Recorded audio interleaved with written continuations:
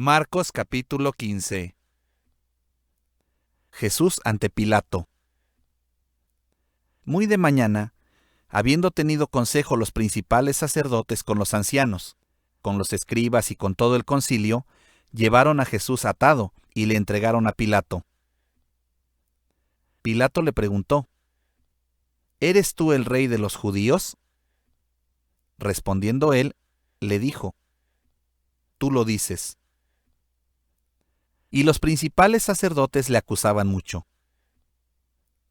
Otra vez le preguntó Pilato, diciendo: ¿Nada respondes?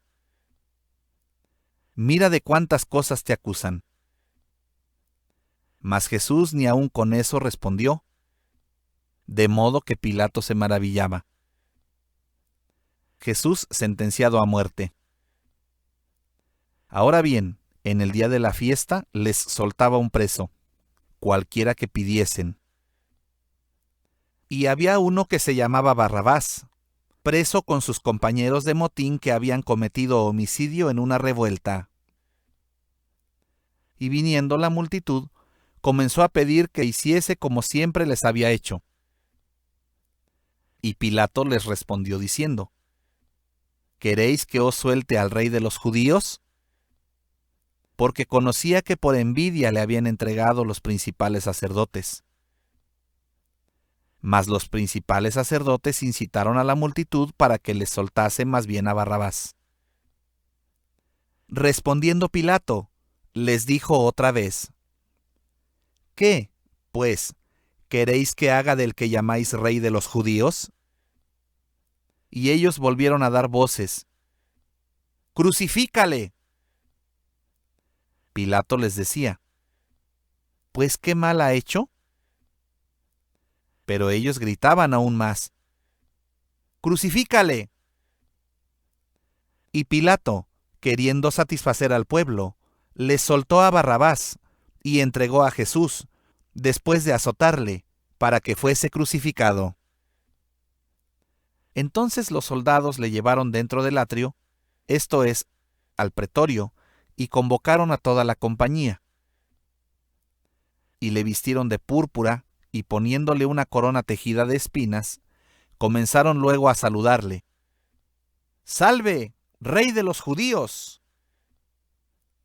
Y le golpeaban en la cabeza con una caña, y le escupían, y puestos de rodillas le hacían reverencias. Después de haberle escarnecido, le desnudaron la púrpura, y le pusieron sus propios vestidos, y le sacaron para crucificarle. Crucifixión y muerte de Jesús. Y obligaron a uno que pasaba, Simón de Cirene, padre de Alejandro y de Rufo, que venía del campo, a que le llevase la cruz. Y le llevaron a un lugar llamado Gólgota, que traducido es lugar de la calavera. Y le dieron a beber vino mezclado con mirra, mas él no lo tomó. Cuando le hubieron crucificado, repartieron entre sí sus vestidos, echando suerte sobre ellos para ver qué se llevaría cada uno. Era la hora tercera cuando le crucificaron. Y el título escrito de su causa era: El Rey de los Judíos. Crucificaron también con él a dos ladrones, uno a su derecha y el otro a su izquierda. Y se cumplió la escritura que dice: Y fue contado con los inicuos.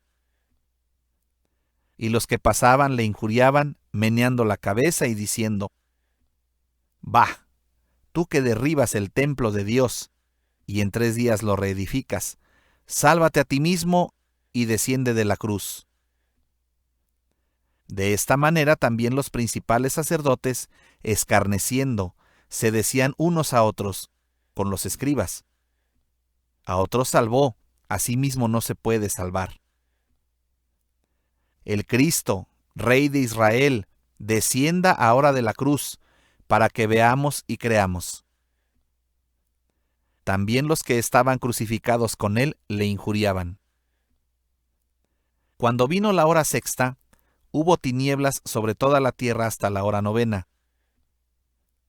Y a la hora novena Jesús clamó a gran voz, diciendo: Eloi, Eloi, lama sabactani, que traducido es: Dios mío, ¿por qué me has desamparado? Y algunos de los que estaban allí decían, al oírlo: Mirad, llama a Elías. Y corrió uno, y empapando una esponja en vinagre, y poniéndola en una caña, le dio a beber, diciendo: Dejad, veamos si viene Elías a bajarle.